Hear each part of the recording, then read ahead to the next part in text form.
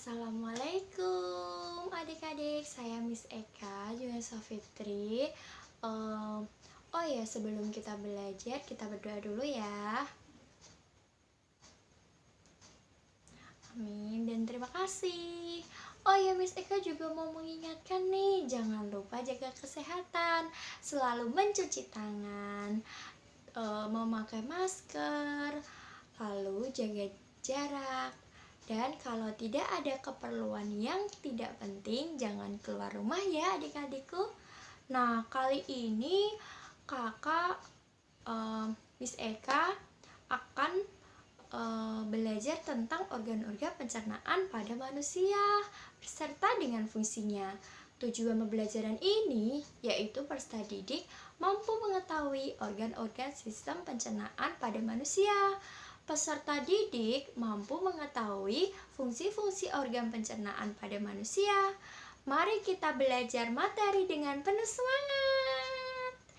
Nah, sistem organ pencernaan yang pertama yaitu mulut. Nah, di sini ya. Nah, mulut merupakan sistem organ pencernaan yang akan melakukan proses pencernaan paling awal. Di dalam mulut ada gigi, lidah yang akan menghancurkan makanan secara mekanik.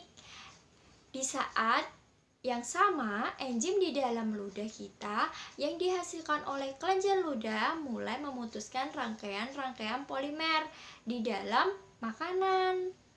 Nah, setelah itu makanan yang dikunyah sudah cukup halus. Muncul dorongan untuk menelan makanan tersebut.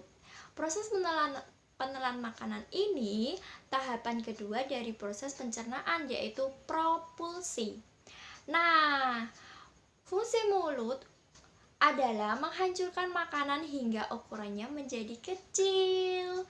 Nah, yang kedua yaitu ada kerongkongan atau efagus.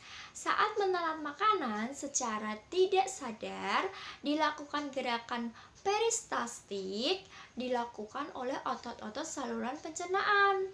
Pada gerakan peristaltik, otot-otot saluran pencernaan bergerak secara bergantian untuk mendorong makanan ke tujuan berikutnya di saluran pencernaan. Pada gerakan peristaltik, otot-otot saluran pencernaan bergerak secara bergantian untuk mendorong makanan bertujuan di saluran pencernaan. Gerakan peristaltik ini sangat kuat dan mampu melawan gaya gravitasi. Kerongkongan berfungsi memindahkan makanan ke dalam lambung dengan gerakan peristaltik. Terus yang ketiga yaitu lambung. Makanan yang sudah cukup hancur oleh proses pencernaan akan berubah menjadi semacam bubur yang disebut kim atau creamy dari menuju lambung.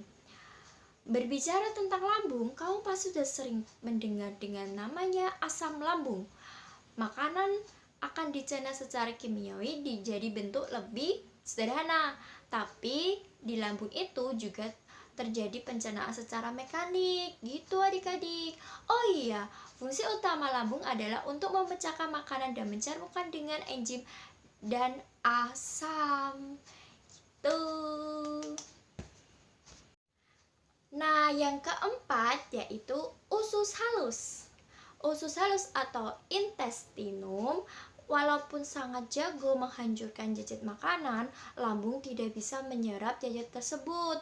Disinilah peran usus halus yang siap untuk menyerap makanan tersebut agar siap dipakai di sel-sel tubuh. Usus halus terdiri dari usus 12 jari atau duodenum melakukan proses pencernaan secara kimiawi. Nah, usus kosong atau jejunum, usus tempat sebagian besar penyerapan zat-zat makanan terjadi. Terus usus absorpsi atau ileum, usus tempat terjadinya penyerapan zat khusus seperti vitamin. Nah, terus ada lagi nih, di usus masih terjadi proses pencernaan lanjutan, baik secara mekanik, lewat gerakan peristaltik maupun kimiawi dengan enzim-enzim yang ada di dalamnya. Pada proses pencernaan, usus mendapatkan bantuan dari hati, kantong empedu, dan pankreas. Oh iya, fungsi usus halus adalah menyerap bagian besar nutrisi dalam makanan adik-adik. Terus juga ada yang kelima, usus besar atau kolon. Usus besar terjadi penyerapan air dan pembusukan sisa makanan. Usus besar terdiri dari 3 bagian utama, yaitu kolon, rektum, dan anus. Ukurannya jauh lebih pendek dibandingkan dengan usus halus, yaitu sekitar 1,5 meter. Wah, panjang banget ya. Tapi diameternya 2 kali lebih besar. Oh ya, fungsinya utama dari usus besar adalah penyerapan air dan pembentukan feses adik-adik. Terus yang terakhir adalah anus. Makanan yang sudah selesai diproses pasti harus dibuang agar tidak menumpuk di bagian tubuh. Maka dari itu, anus menjadi organ terakhir untuk membantu pembangunan sisa makanan atau defekasi. Fungsi utama dari anus adalah pengeluaran sisa-sisa makanan yang sudah tidak diperlukan oleh tubuh melalui organ anus.